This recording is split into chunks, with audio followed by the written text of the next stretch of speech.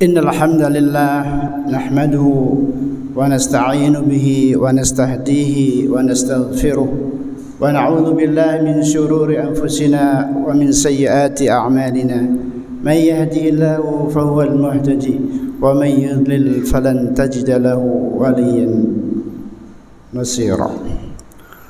قال الله سبحانه وتعالى في محكم كتابه: ربنا وابعث فيهم رسولا منهم يتلو عليهم آياتك ويعلمهم الكتاب ويزكيهم إنك أنت العزيز الحكيم.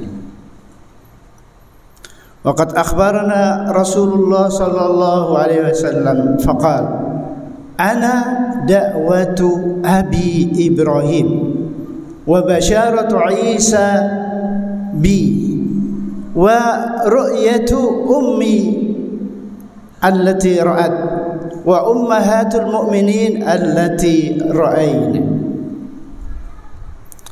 اللهم صل وسلم وبارك على محمد وعلى آل محمد وعلى أصحابه يا أرحم الراحمين. أما بعد، عباد الله اتقوا الله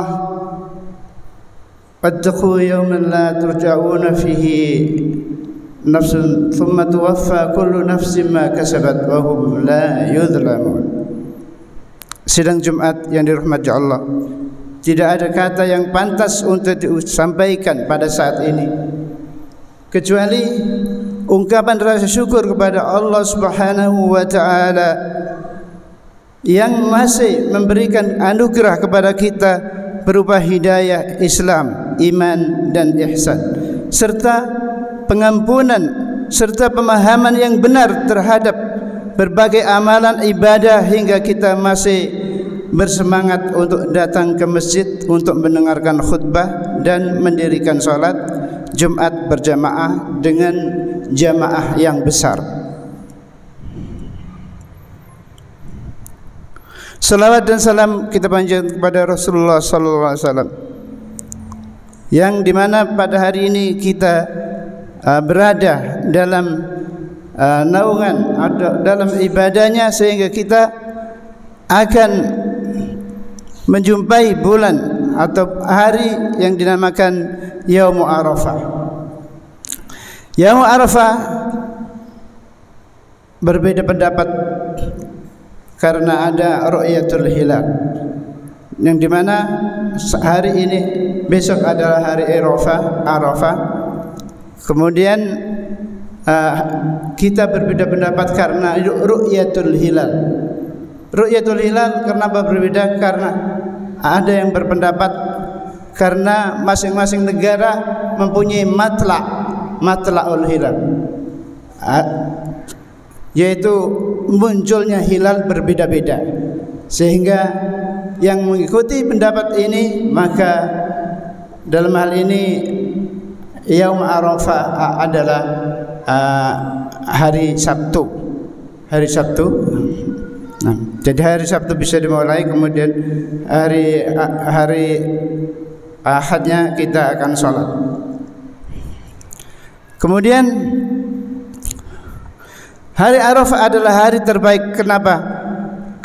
Karena Allah Subhanahu wa taala melipat gandakan pahala amal soleh ratusan kali, sebagaimana sabda Rasulullah: "Siyamu Arafah ahtasibu fihi an yakfura as-sanatal qablahu was-sana allati ba'da." Dan ini sudah kita ketahui, sudah menjadi biasa karena kita sudah berulang-ulang. Puasa pada hari Arafah, aku memohon kepada Allah agar puasa itu menembus dosa setahun yang lalu dan setahun yang akan datang. Hadis riwayat Ahmad. Allahu Akbar, begitu besar pahala puasa hari Arafah. Alangkah bahagia jika kita mendapatkannya. Khatib Jumat mengucapkan selamat kepada kaum muslimin yang telah membuat rencana amal prioritas yang dapat kita singkat dengan RAP, rencana amal prioritas. Mari kita mencoba mendalami Rabb ini dan melaksanakannya dengan baik. Amalan dari sabda Rasulullah SAW, yaitu sebagai pengamalan dari sabda Rasulullah, tidak ada hari-hari yang mana amal soleh lebih dicintai oleh Allah melebihi 10 hari pertama dari Dzulhijjah, yaitu rencana amal prioritas yang mencakup: 1. Mendapatkan takbiratul ihram imam di masjid pada salat 5 waktu. Yang kedua, saum 9 hari berturut-turut atau mendekati 9 hari, minimal saum Arafah.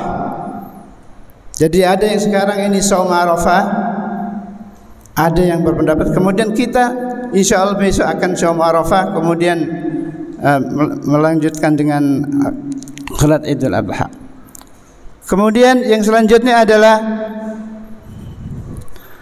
saum menghatamkan bacaan Al-Quran. 10 hari dibagi 30 juz, 10 hari dihatamkan karena pahalanya sangat besar. Jadi satu harinya berapa? 3 juz. Dan 3 juz itu insya Allah kalau yang bersemangat dan mempunyai memang rencana itu insya Allah mudah. Yang keempat adalah bersedekah setiap hari walaupun sedikit. Boleh juga bersedekah yang banyak sekaligus, niat untuk setiap hari. Misalnya hari besok 1 juta diniatkan untuk 10 hari, dan itu pahalanya berlipat-lipat. Atau setiap hari sedekah berarti 100.000 misalnya. Kelima, beristighfar yang banyak setiap hari, misalnya sampai 1000 istighfar, astagfirullahaladzim, astagfirullahaladzim, astagfirullahaladzim, 1000. Kemudian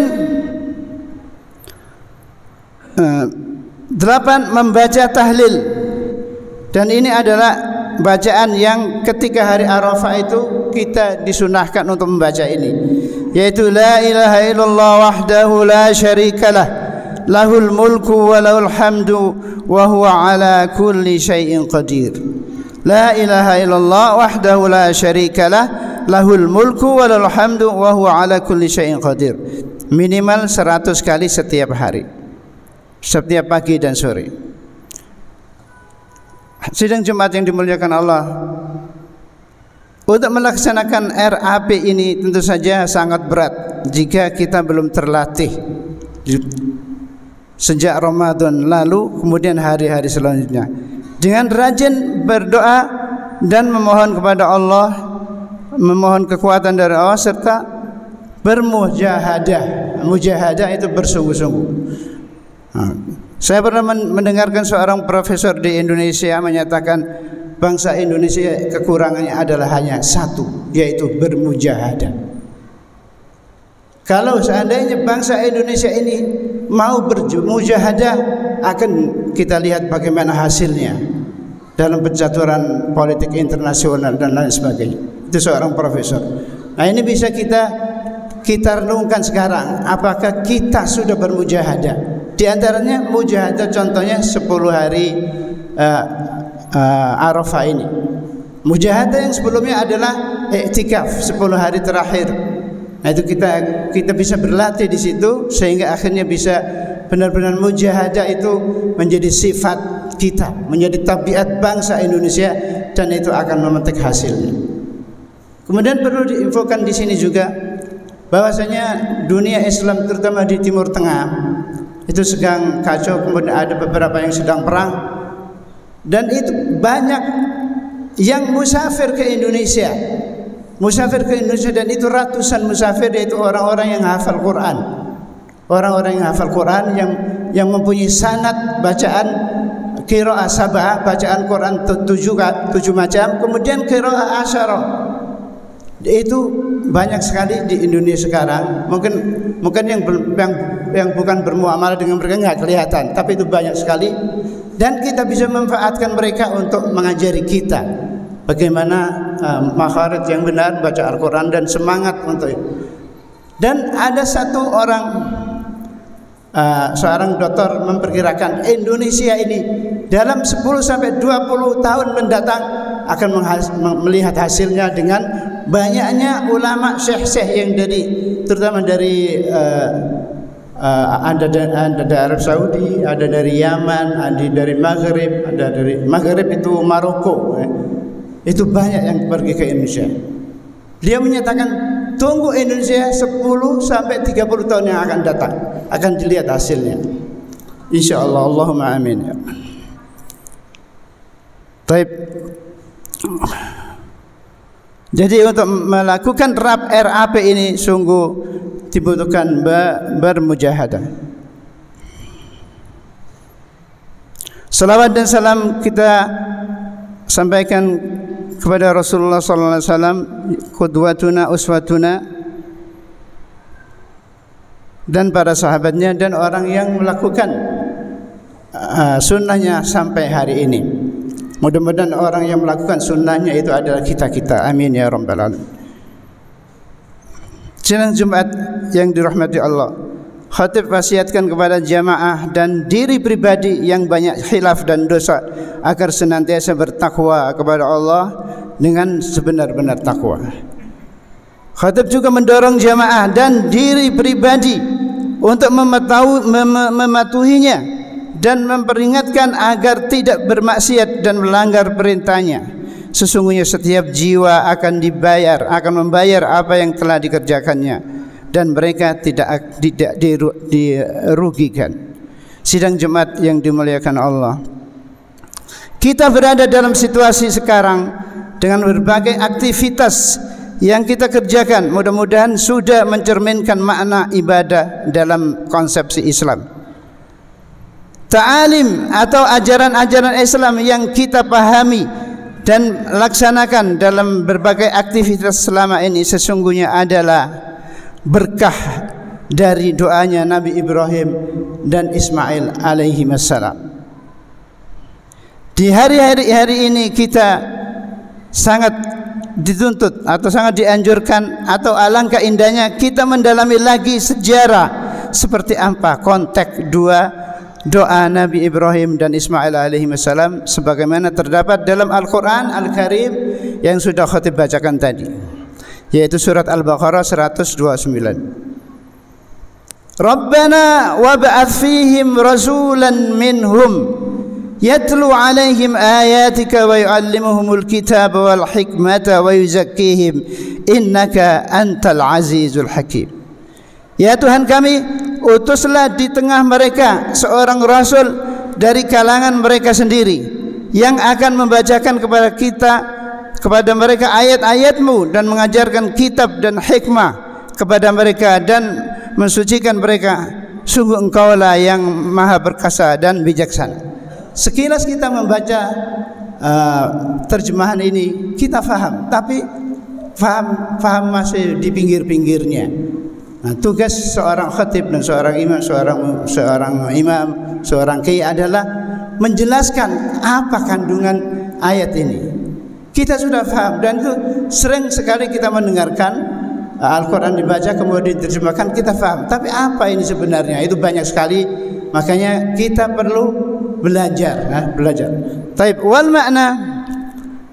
makna ini saya sampaikan dalam bahasa Arab dulu, nanti diterjemahkan sedikit. Karena biar untuk mendekatkan ayat-ayat Quran yang dibaca itu berbahasa Al-Quran, makanya kita dekatkan dengan penjelasannya dengan bahasa Arab. Wal ma'na wa nas'aluka ya Rabbana an tab'atha fil ummatil muslimah aw fi dhurriyyatina rasulan minhum yaqra' alaihim ayatika ad-dala ala wahdaniyatika wa yu'allimhum kitaba bi an yubayyana lahum ma'ani wa yursidhum ila ma fi min hukmin wa mawa'id wa adab kama yahdihim ila al-hikmah allati tatamathal fi ittiba'i sunnati nabiyyik wallati biha yatimmu tafaqquh fi ad-din wa ma'rifatu asrarihi wa hikamihi wa maqasidihi wallati yakmulu biha al-ilmu bil kitab innaka ya maulana antal azizul hakim. Jadi ayat yang 2 baris ditafsirkan, dan ini saya ambil dari tafsir Asy-Sya'rawi, Syekh Sya'rawi, saya mufassir senior yang dari Mesir, menjadi berapa? Menjadi sekitar 10, menjadi 10 baris. Nah inilah intinya tafsir.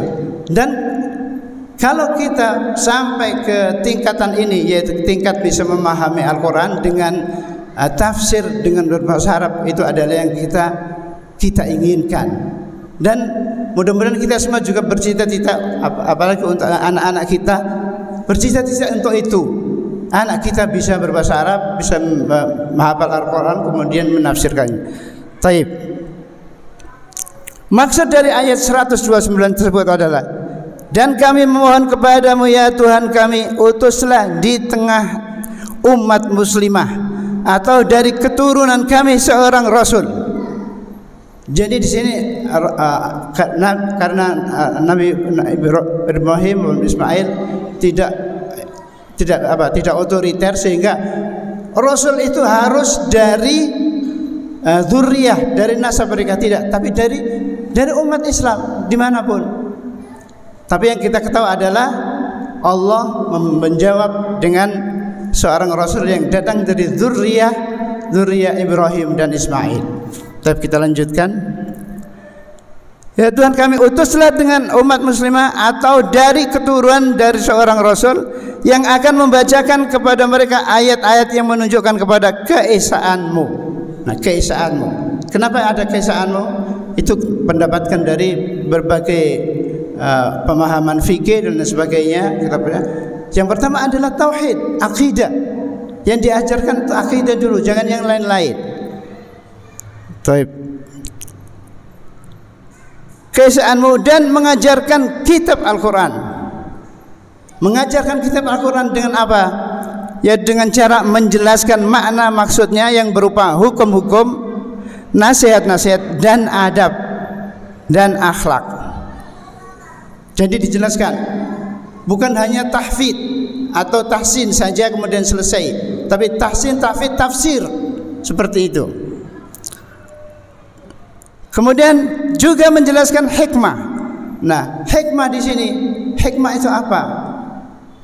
Mengajarkan hikmah Al-Quran, membaca Al-Quran, kemudian membacakan Al-Quran, menjelaskannya, kemudian mengajarkan hikmah. Hikmah itu apa? Nah, kita akan tahu insya Allah segera. Hikmah di sini yaitu sunnah yang berupa perkataan, perbuatan dan ketetapan Nabi kepada mereka. Jadi hikmah di sini adalah sunnah Nabi, sunnah Nabi. Dan berdiri apa? Ada al-kutub sittah, ada sittah, ada kutub tis'ah, al-asyara. Jadi ada buku hadis yang 6, buku hadis yang 10. Itu semua kita pelajari. Jadi kita ini banyak, ya, banyak. Bukan hanya belajar dengan secara taib, qalilan. Kemudian selanjutnya adalah hikmah yakni sunnah yang berupa perkataan, perbuatan dan ketetapan Nabi kepada mereka. Untuk apa? Untuk diikuti. Bukan hanya dipelajari, tapi untuk diikuti. Istilahnya dalam fikih adalah ittiba. Kita harus ittiba. Nah, ittiba itu mengikuti Nabi dengan ilmu tadi dari sunnah Nabi. Kemudian tersebut, dan dengan memahami, mengikuti sunnah tersebut, tafaqquh fid din, memahami agama Islam menjadi sempurna karena sudah tahu dan faham tentang rahasia, hikmah dan maqasid dari sunnah tersebut sebagai penjelas Al-Quran dan mensucikan jiwa. Ini selanjutnya, tugas selanjutnya seorang rasul adalah mensucikan jiwa mereka. Kenapa disucikan? Tadi sudah diajarin Al-Quran, diajar memahami hikmah dan semua. Kenapa harus disucikan? Karena dalam jiwa manusia ini kemungkinan ada kesyirikan. Jadi mensucikan dari syirik. Kita sudah belajar tentang syirik. Syirik itu ada yang nampak, ada yang tidak nampak, ada yang samar-samar. Nah itu semua akan diketahui dengan memahami Al-Quran dan Sunnah. Karena sudah tahu dan faham tentang rahasia hikmah dan maqasid dari sunnah tersebut sebagai penjelas Al-Quran, dan mensucikan mereka dari syirik dan dari segala sesuatu yang tidak jelas. Nah, ini namanya tidak jelas. Jadi di samping syirik ada sesuatu yang tidak jelas, yaitu talabus.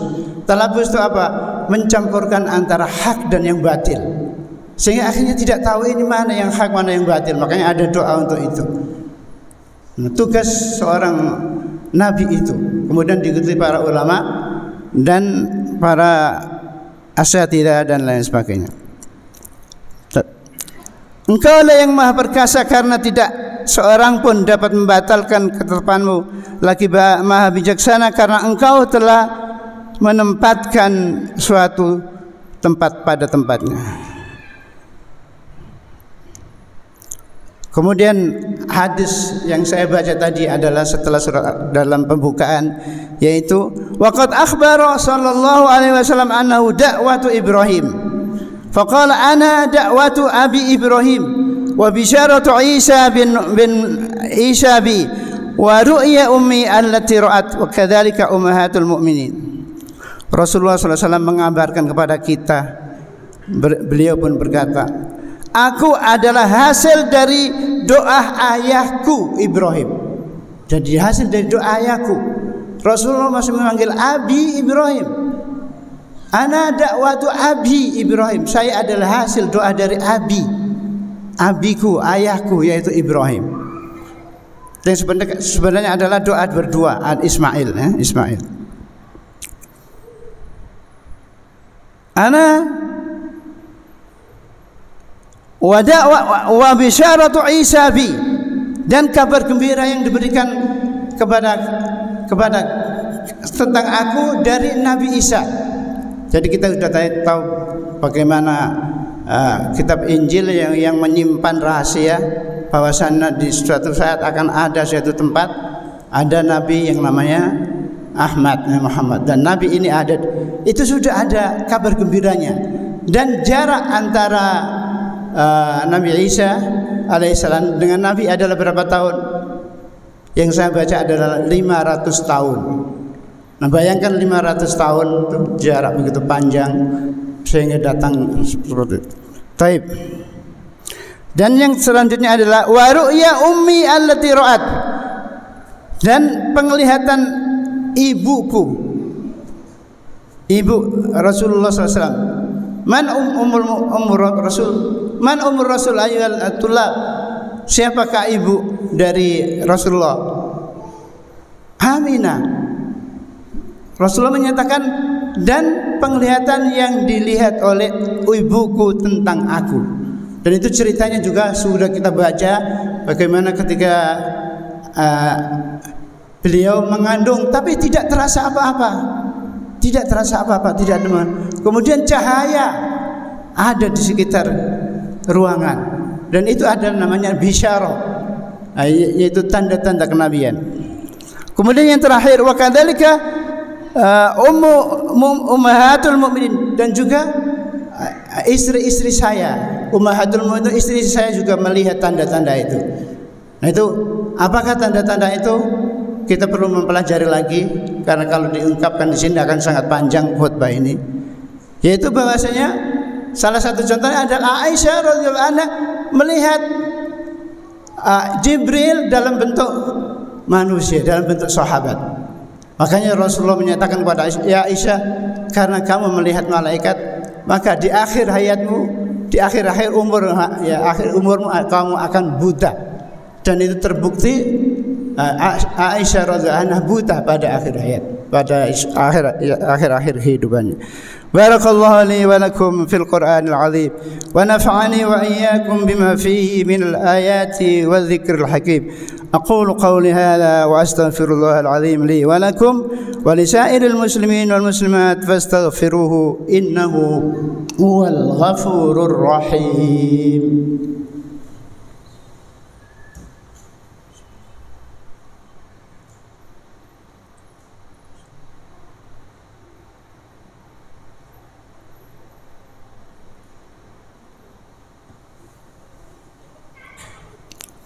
Innal hamdalillah ala ihsanihi wasyukra lahu subhanahu wa ta'ala ala imtinanihi.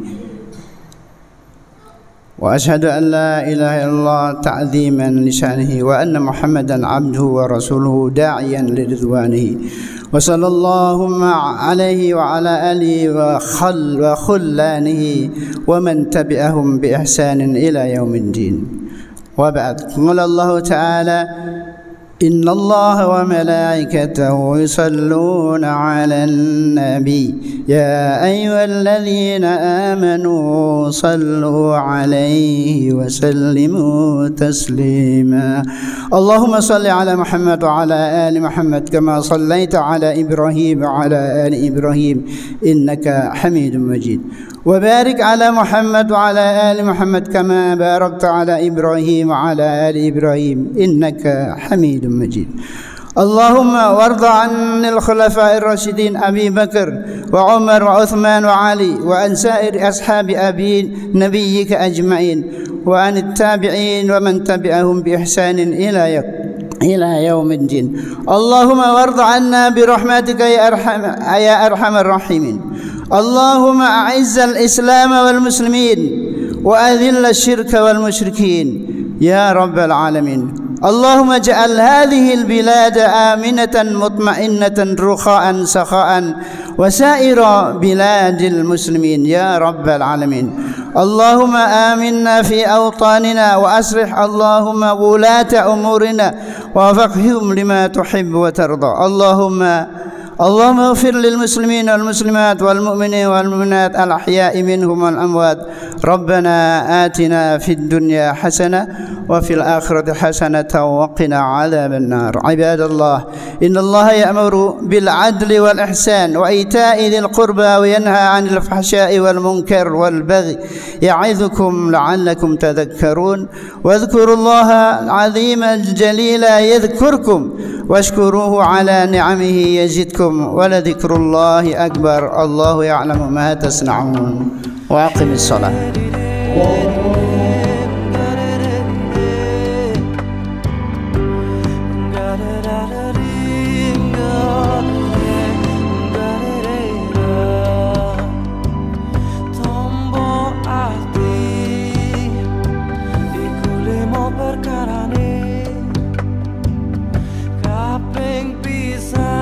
Maca Quran lan maknane kaping pindho salat wengi lakonono kaping telu wong kang saleh kumpulno kaping papat kudu weteng ingkang luwih kaping limo zikir wengi ingkang suwe salah sawijine sapa bisa nglakoni